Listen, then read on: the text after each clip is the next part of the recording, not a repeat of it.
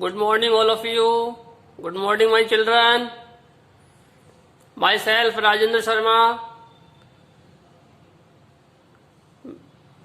देखिए बेटा, कल पिछले दिन हमने क्लास 7 की विषय संस्कृत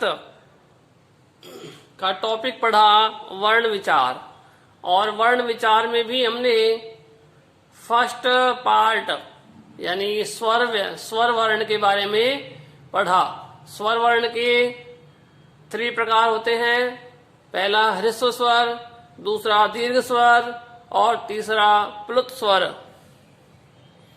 इन तीनों स्वर वर्णों के बारे में हमने कल वीडियो में जाना।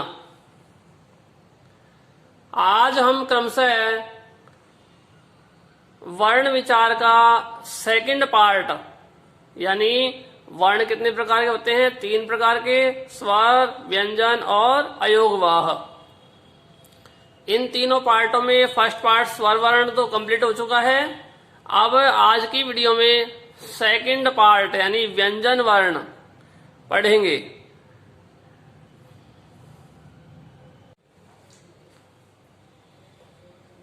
तो आइए बच्चों, आज हम वर्ण विचार का सेकंड टॉपिक व्यंजन वर्ण पढ़ते हैं। आइए,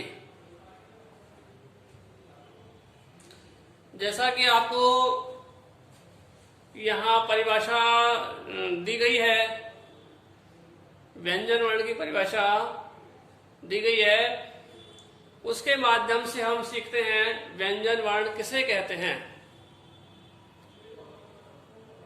ऐसे वर्ण जिनका उच्चारण स्वर वर्णों की सहायता से किया जाता है उन्हें व्यंजन वर्ण या हल वर्ण कहते हैं।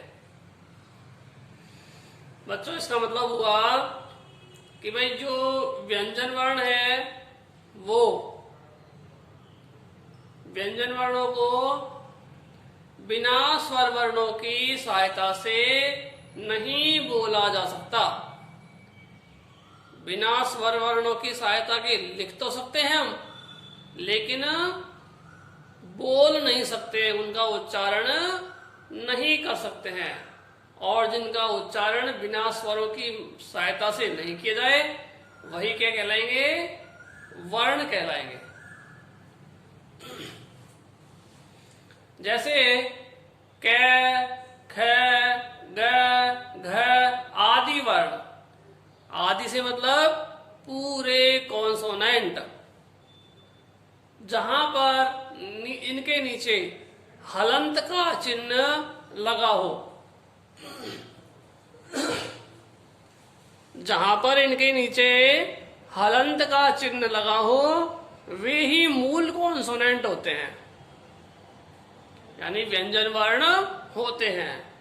तो क, ख, ग, घ आदि वर्ण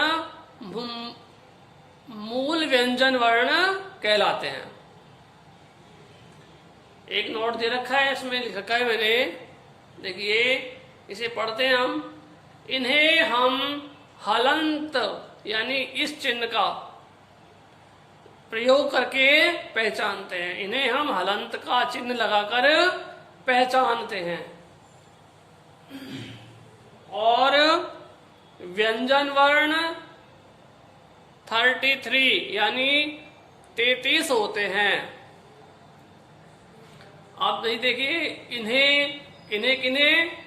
तो इन कॉन्सोनेंट को, ये जो कॉन्सोनेंट्स हैं व्यंजन वर्ण है, इन्हें हम हलंत का चिन्ह लगाकर पहचानते हैं। अब बात करें इनके प्रकारों की, तो व्यंजन वर्ण को भी 4 भागों में यानी 4 प्रकारों में डिवाइड किया गया है। व्यंजन वर्णों को क्रमशः 4 भागों में यानी 4 प्रकारों में या पार्ट में बांटा गया है, विभाजित किया गया है। ठीक है। बेटा आप इसको आराम से धीरे धीरे उतार सकते हैं, कॉपी में नोट कर सकते हैं इसको, और यहां से लर्न भी कर सकते हैं। इसके बाद सेकंड बात करूं तो देखिए, इसका फर्स्ट प्रकार, व्यंजन का फर्स्ट प्रकार क्या है? फर्स्ट प्रकार है स्पर्श व्यंजन, यानी ये 4 पार्ट में होते हैं। फर्स्ट पार्ट है इसका स्पर्श व्यंजन। अब देखिए, आप जानते भी हैं इन्हें कि ये जो कै से और मैं तक के जो वर्ण होते हैं, 25 वर्ण होते हैं, वे स्पर्श व्यंजन कहलाते हैं। जो हमारे कॉन्सोनेंट हैं कै से मैं तक, वे कुल 25 वर्ण होते हैं, और ये 25 वर्ण ही स्पर्श व्यंजन कहलाते हैं। नीचे दे रखा है मैंने, जैसे जैसे में देखो, इनको डिवाइड किया मैंने, कै वर्ग, च वर्ग, टे वर्ग, तय वर्ग और पे वर्ग। कै वर्ग का मतलब होगा यहाँ पर ये 5 वर्ण, कै, ख, ग, घ, अण, ये 5 वर्ण कै वर्ग के अंतर्गत आएंगे।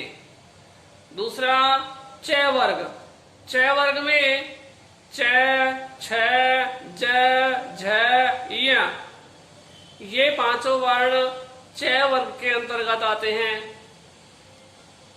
थर्ड है ट वर्ग, ट वर्ग का मतलब हुआ ये 5 वर्ण, कौन कौन से? ट, ठ, ड, ढ, अण। फिर अगला स्टेप है 4 स्टेप में तय वर्ग आता है। तो तय वर्ग का मतलब हुआ त, थ, द, ध, न, इन सबके बीच में कॉमा लग जाएगा।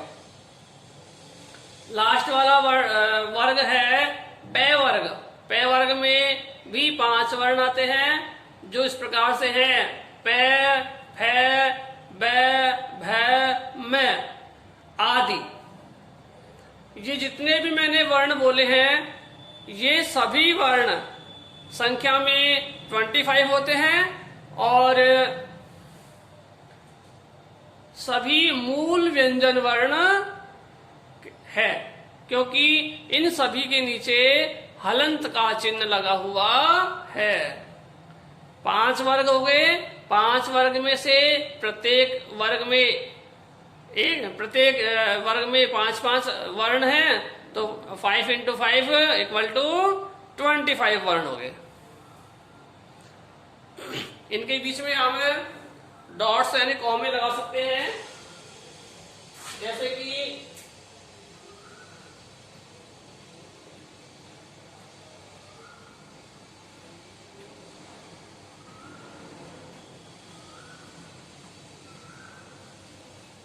इस प्रकार से हम इनको डॉट्स यानी कॉमे लगा करके लिखेंगे। इस कॉन्सोनेंट के बारे में बात करते हुए आगे चलते हैं हम। तो देखिए, इसका सेकंड पार्ट है अंतःस्थ व्यंजन। व्यंजन 4 पार्ट में है। फर्स्ट स्पर्श व्यंजन, और सेकंड है अंतःस्थ व्यंजन, जो कि लाइन के इधर लिखा हुआ है। इनकी संख्या कुल 4 होती है, जो य, र, ल, व आदि वर्णों में बटी हुई है। यानी कहने का तात्पर्य हुआ, अंतःस्थ व्यंजन 4 प्रकार के होते हैं। य, र, ल, व, ये चारों वर्ण अंतःस्थ व्यंजन वर्ण कहलाते हैं। इसके बाद पार्ट नंबर 3, यानी इसका पार्ट 3 है ऊष्म व्यंजन वर्ण, जो इसके ठीक नीचे लिखा हुआ है। इनकी संख्या भी कुल 4 होती है। श, श, स, है। इन तीनों, ये तीनों से और है, ये चारों अक्षर ऊष्म व्यंजन वर्ण के अंतर्गत आते हैं। अतः हम इसे, इन सभी को ऊष्म व्यंजन वर्ण कहते हैं। लास्ट पार्ट इसका संयुक्त व्यंजन वर्ण। अब देखिए बेटा, संयुक्त, संयुक्त का मतलब ही होता है जुड़ना। तो दो व्यंजन वर्ण अथवा स्वर वर्ण भी जुड़ सकते हैं। तो देखिए, दो व्यंजन अथवा स्वर वर्णों से मिलकर बने हुए जो वर्ण होते हैं, उन वर्णों को हम संयुक्त वर्ण कहते हैं। जैसा कि मैंने यहाँ पर व्यंजन वर्ण का एग्जाम्पल दे रखा है, कै प्लस श, इससे मिलकर बना क्ष। तय प्लस रे, इससे मिलकर बना त्र। जय प्लस य, इससे मिलकर बना ज्ञ। तो इन सब, ये सारे व्यंजन वर्ण संयुक्त व्यंजन वर्ण हैं। इनके अलावा और भी संयुक्त व्यंजन वर्ण हम बना सकते हैं अथवा हो सकते हैं। जहां भी दो कॉन्सोनेंट मिले होंगे वहां संयुक्त व्यंजन वर्ण होगा। एवं इनके अलावा स्वर वर्णों में भी संयुक्त वर्ण होते हैं। उन्हें हम यहां देखते हैं। जैसे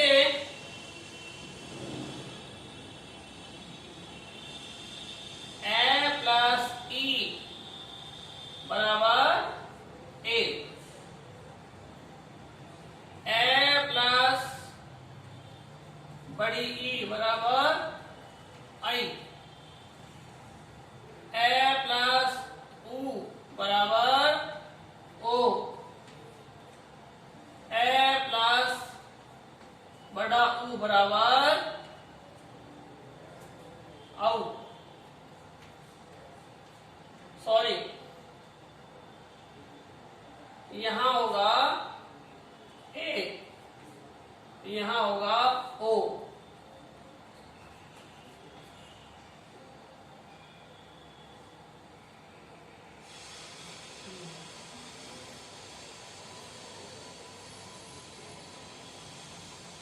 देखिए बेटा,